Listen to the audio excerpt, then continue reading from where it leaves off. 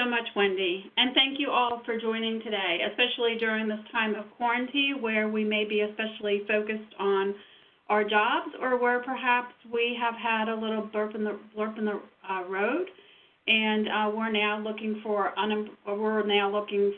another opportunity, and or maybe this is just a PDU opportunity for folks who are PMP certified or need other continuing education credits.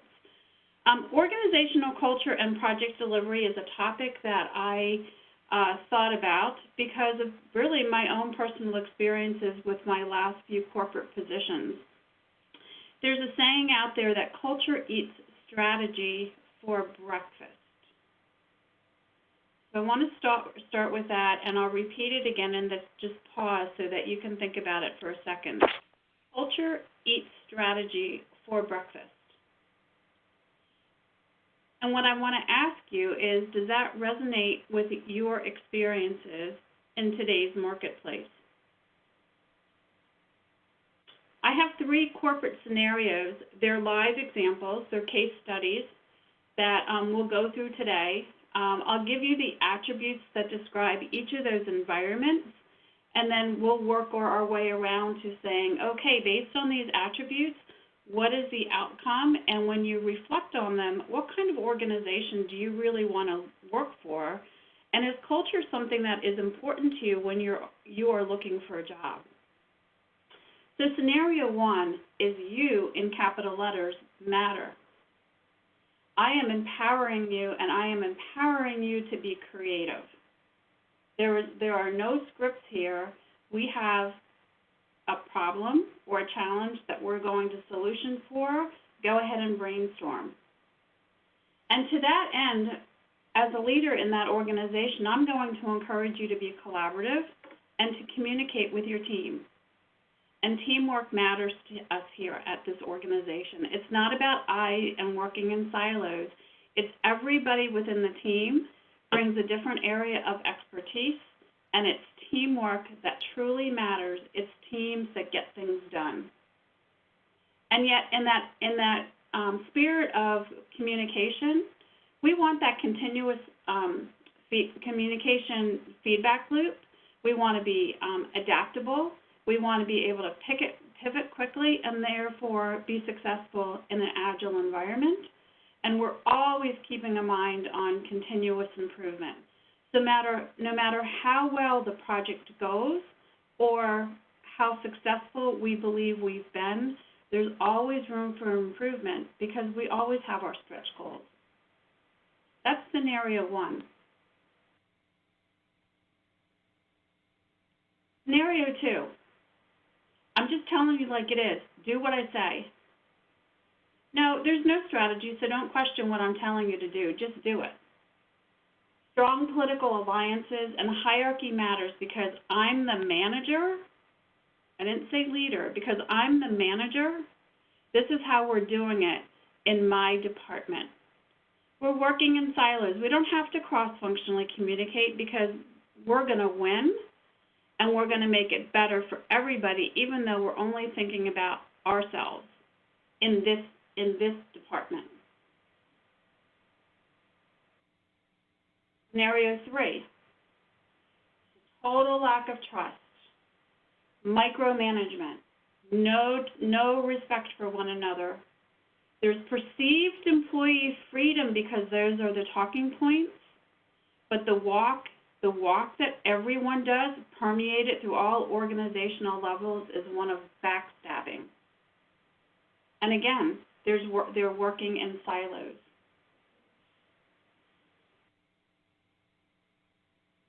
So what I want you to think about are what characteristics do you want in a company that you work for? And do they currently exist in your organization? Why or why not? And as I stated before, when people are looking for a job, when you looked for your last opportunity, did you consider company culture?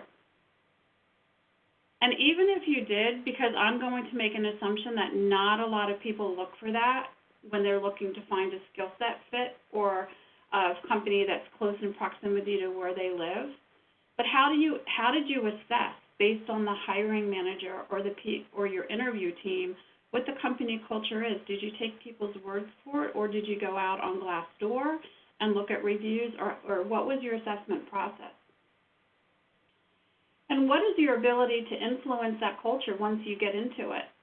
Could be a high-performing culture, could not be, but what is your ability in the role that you're moving into or the role that you currently have to actually make a difference toward positive behavior?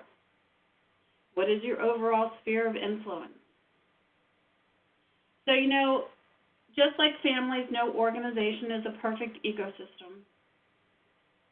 We're all flawed, nobody's perfect, and all organizations are like people. They're complex, they're dynamic, and they're ever-changing.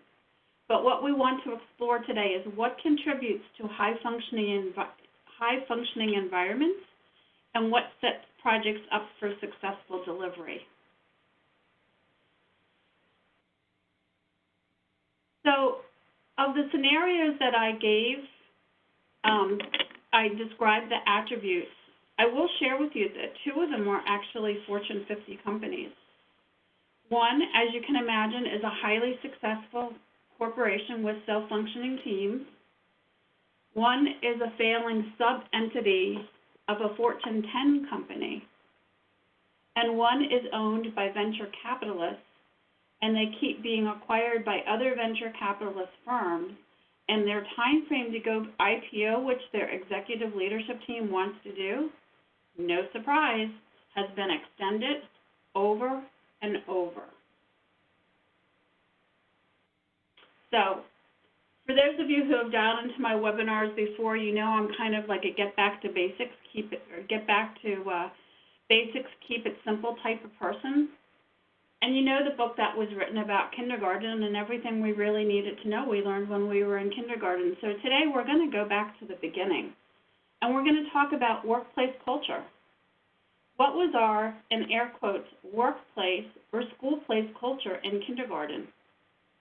Hey, we went in there to have fun, because play is fun. Play is part of our learning experience.